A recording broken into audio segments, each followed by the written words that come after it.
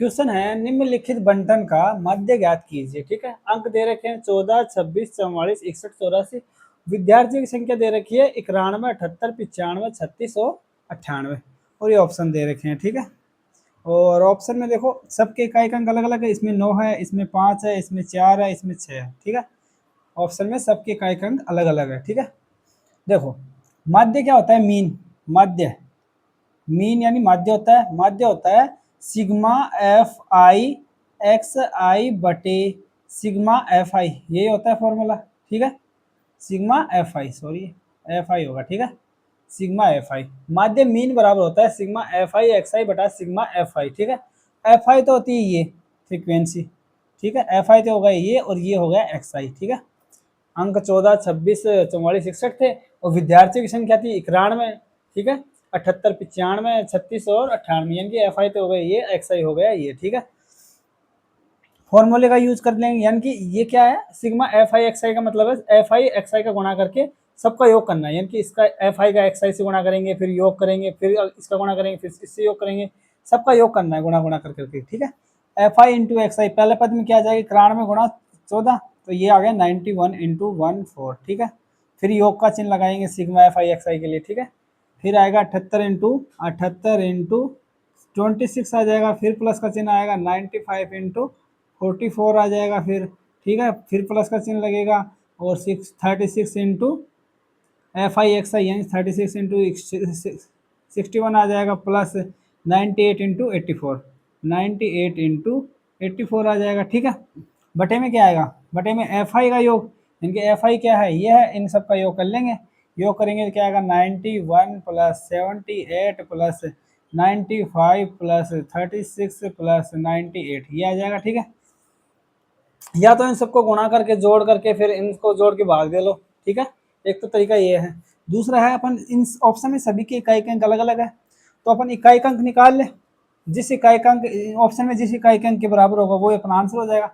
चलो इकाई के अंक पे काम करते हैं अपन। इस संख्या में इसको 91 को 14 से गुणा करेंगे तो इस इकाई अंक क्या आना चाहिए? 4 को 1 से गुणा करेंगे तभी तो आएगा। 4 एकम 4, यानी कि ये 4 आ गए थे इकाई अंक। ठीक है, और प्लस इसमें 78 में 8 और इसमें कितने 6, तो इकाई अंक क्या आना चाहिए? इन दोनों गुणा करेंगे तो 6 48 होता है, तो 8 आ जाएगा इसमें इकाई अंक। ठीक है, और इसमें 5 चौके 20, यानी कि 0 आएगा शुरुआत में इकाई अंक। ठीक है, और इसमें 6 एकम से, 6 को 1 से गुणा करेंगे इकाई अंक से, तो 6 एकम से इकाई अंक 6 आ गए। ठीक है, और 8 चौके 32, 98 को 84 से गुणा करते हैं तो इकाई अंक क्या आएगा? 8 को 4 से गुणा करेंगे वही संख्या आएगी। 8 चौक 32, 32 का मतलब इकाई अंक 2। ठीक है, यहाँ पे इकाई अंक आ गया 2। बटे में क्या आएगा? ये भी इकाई अंक ले लेते हैं। यहाँ पे 1 है, 8 1 9, 9 और 5 14, 14 और 6 20, 20 और 8 20 और 8 28, यानी कि इकाई अंक कितना आ गया? 8 आ गया नीचे। ठीक है, ये इधर कोई संख्या होगी। ठीक है, बराबर का चिन्ह लगा लेंगे, इनको जोड़ लेते हैं। 6 4 10, 10 और 8 2 10, 10 10 20, यानी कि ऊपर भी इकाई अंक क्या आ गया? 0 आ गया ऊपर के इकाई अंक, और नीचे क्या आ गया? ये डॉट डॉट डॉट 8 है। ऊपर 0 है इकाई अंक और नीचे 8 है। अब बताओ इसका इसका मीन पूछा था। मीन क्या होगा? ऑप्शन में से ही एक है, यानी कि इन दोनों को हल करेंगे तो ऑप्शन में से कोई एक मान आना चाहिए। यानी कि इसके इस जो इकाई अंक 0 है इसमें 8 का भाग देंगे तो ऑप्शन में से ही कोई मान आएगा।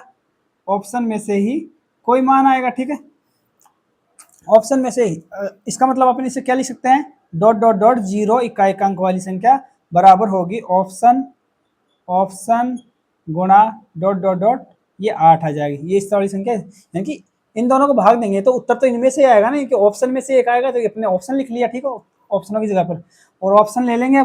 अब ये इसके भाग में है तो इसके गुणा में चला जाएगा इधर, यानी कि डॉट डॉट डॉट 0, यानी कि इकाई अंक 0 वाली संख्या बराबर होगी ऑप्शन गुणा इकाई अंक 8 वाली संख्या। ठीक है, अब ऑप्शन से देखते हैं इसमें क्या है। ऑप्शन ए में 69 है, तो 69 रखिए अपन ने। 69 में इकाई अंक क्या है? 9 है। 9 को 8 से गुणा करेंगे कितना आएगा इकाई अंक? 9 72, यानी इकाई अंक 2 आना चाहिए, कि यहाँ पे तो 0 आना चाहिए था।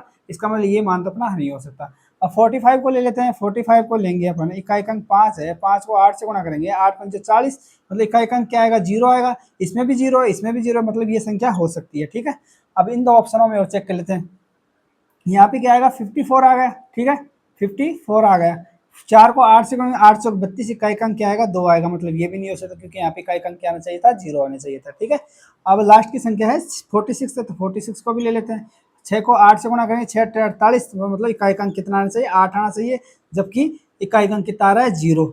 इकाई अंक देखो 6 को 8 से गुणा 6 48, 48 में इकाई अंक 8 आया है, जबकि आना कितना चाहिए था, 0 आना चाहिए था, मतलब ये ऑप्शन भी गलत है। देखो इसको और इसका गुना किया, इकाई अंक 2 आया, तो ये ऑप्शन भी नहीं होगा। इसमें किया तो इस पहले ऑप्शन को लिया तो 2 आया, इकाई अंक 0 नहीं आया, मतलब ये भी नहीं हो सकता। इसमें 2 आया है, इसमें 8 आया, तो ये तो हो नहीं सकते। इसमें केवल ऑप्शन बी में ही क्या आया है, इकाई अंक 0 आया है 8 को गुणा करने पर। ठीक है, इसका मतलब ऑप्शन नंबर बी इसका आंसर हो जाएगा। ठीक है, समझ में आया।